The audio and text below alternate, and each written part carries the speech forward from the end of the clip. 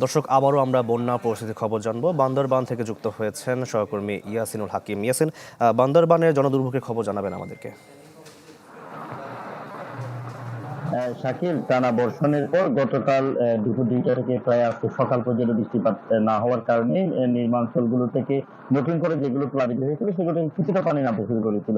তবে বেলা ১১টা থেকে আবার যে ভারী বর্ষণ, থেমে থেমে বৃষ্টি, এটির কারণে কিন্তু ড্যাম থেকে দিয়ে আসা পানির কারণে নতুন রূপে যেগুলোতে পানি নেমে গেছিল সেক্ষেত্রে আবার কিছু কিছু জায়গায় পানি উঠতে শুরু করেছে। আমরা দেখেছি সাঙ্গু এবং মাতামুহুরী নদীর পানি ৯ সেন্টিমিটার উপর দিয়ে গতকাল পর্যন্ত প্রবাহিত হলো। সেখান থেকে ৬ সেন্টিমিটার নেমে এখন ১ সেন্টিমিটার উপর দিয়ে প্রবাহিত হচ্ছে বলে আমাদেরকে পানি সংরক্ষণ অফিস জানিয়েছে।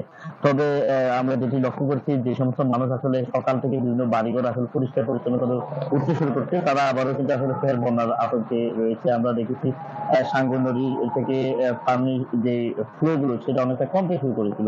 তবে এখন আবার যেহেতু বৃষ্টিপাত অব্যাহত রয়েছে এবং থামসি, রোমা সহ বিভিন্ন উপরে পাহাড়ের ঢলে যে বৃষ্টিপাত সেটি কিন্তু অব্যাহত থাকে। পাহাড়ের যে সমস্ত জায়গাগুলো আসলে নতুন করে গতকালকে প্লাবিত হয়েছিল এবং পানি নতুন করে নামতে শুরু করেছিল, সেগুলো আবার পানি আসার একটা সংখ্যা দেখা দিয়েছে।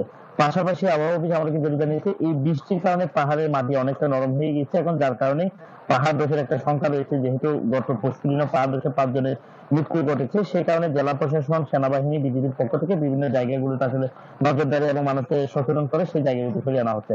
আমরা লক্ষ্য করছি বান্দরবানের যে সদর উপজেলাগুলোতে মানুষের নিরবিচ্ছিন্নভাবে ত্রাণ পেলো, কিন্তু দুর্গম এলাকাগুলোতে অনেক জায়গাগুলোতে আসলে জলবদ্ধতা তৈরি হয়েছে, যেখানে সাইক্লোন সেন্টার নাই সেই সমস্ত জায়গাগুলোতে বেশিরভাগ মানুষ আসলে দিন করে আশ্রয় নিচ্ছে। অন্য জায়গায় আমরা দেখেছি বান্দরবানের বিজিবির পক্ষ থেকে খাইসামাপাড়া সহ আলিকন সহ বিভিন্ন জায়গায় যে পানি উঠেছে, সেখানে বিজিবির পক্ষ থেকে রান্না করা খাবার এবং তাদেরকে আশ্রয় দেওয়া হয়েছে বলে আমাদেরকে জানিয়েছে। শাকিল। জি, ধন্যবাদ আপনাকে। দর্শক, বান্দরবান থেকে বন্যা পরিস্থিতির খবর আমরা এতক্ষণ জানছিলাম।